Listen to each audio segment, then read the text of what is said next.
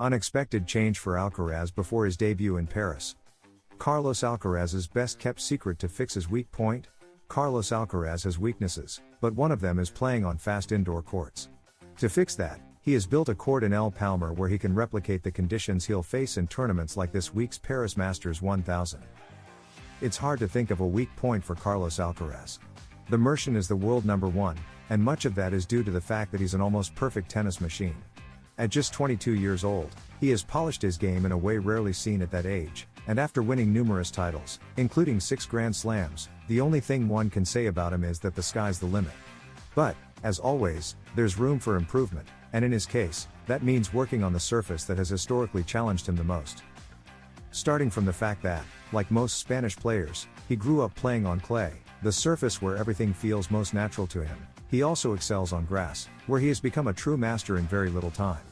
But if there's one place where he struggles, it's the fast court, especially indoors. A very well-kept secret.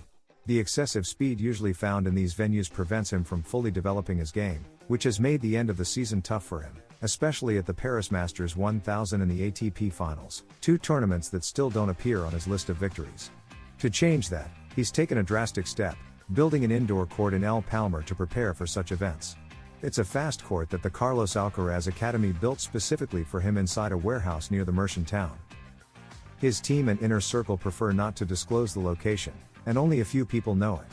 The goal is to protect, as much as possible, the privacy of someone as popular as Alcaraz, a true idol, who has built himself a fortress complete with a gym, physiotherapy area, and locker rooms. Everything is designed to make his training easier while allowing him to spend more time at home.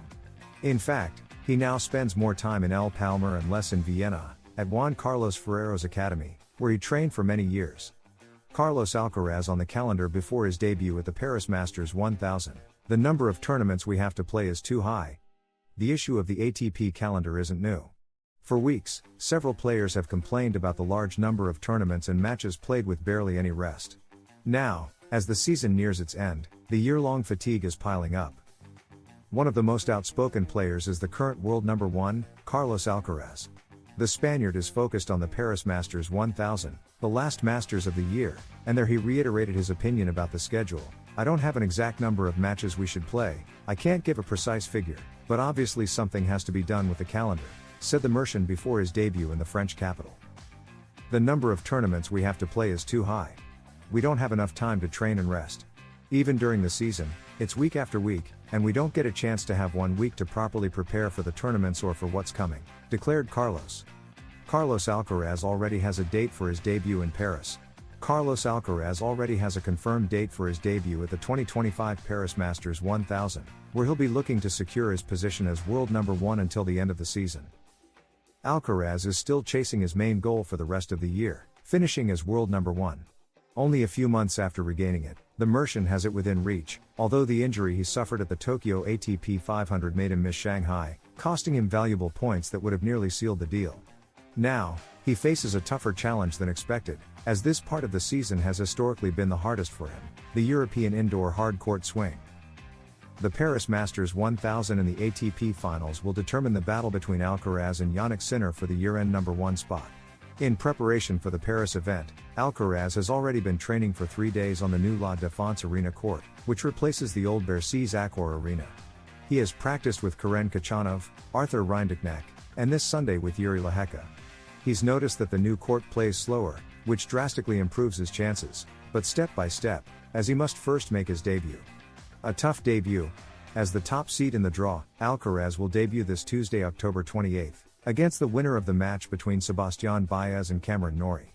Since this is one of only 2 Masters 1000 events that still follow the 1-week format, Norrie and Baez will face off on Monday, with the winner meeting Alcaraz the next day. Should the world number one win, he would rest on Wednesday before playing the round of 16, but from that point onward, it'll be a match every day until the final. In Paris, Alcaraz faces one of only 3 Masters 1000 events he has yet to win, along with Canada and Shanghai, and this season he'll have a chance to change that. If he wins the title, he'll secure the year-end number one ranking through the Australian Open. Even reaching the final would be enough to fend off Sinner's challenge. Alcaraz and Sinner set to meet in South Korea before the Australian Open. According to South Korean outlet The Chosen Daily, The Spaniard and the Italian will face off at the Hyundai Card Super Match exhibition on January 10. Carlos Alcaraz and Jannik Sinner already have a new date to meet again on court. While they may also face each other in official competition at the Paris Masters 1000 or the Nitto ATP Finals, Alcaraz and Sinner are confirmed to play an exhibition match in South Korea just before the Australian Open. According to the Chosen Daily, the Hyundai Card Super Match will take place on January 10 next year at the Inspire Arena in Incheon. Although there is no official confirmation yet from the organizers, both Alcaraz and Sinner posted an image on their social media accounts on Wednesday with their signatures and the Hyundai Card Super Match logo, along with the same caption, "See you in Korea." Even though it's an exhibition, tennis fans already know they'll get an early 2026 showdown between the two before a potential official clash at the Australian Open, the only Grand Slam where they haven't faced each other yet. Fabio Fognini defends Jannik Sinner after his decision to skip the Davis Cup finals in Bologna. In an Instagram story, Fognini explained, "As a player, I understand his decision to finish 2025 on a high note and prepare for 2026. When asked about the issue on Instagram, the former world number 9 justified Sinner's decision. "I think it's totally understandable. As a player, I understand his choice to finish 2025 with a flourish and get ready for his true goals in 2026, he wrote. As a key figure in Italy's Davis Cup victories over the past 2 years, Fognini also extended his defense. "He's 24 years old, an age when he'll surely have another 100 chances to make our beloved flag proud." The man at the center of the debate, Sinner himself, was brief when asked about the controversy. "All I can say is that I accept all the criticism.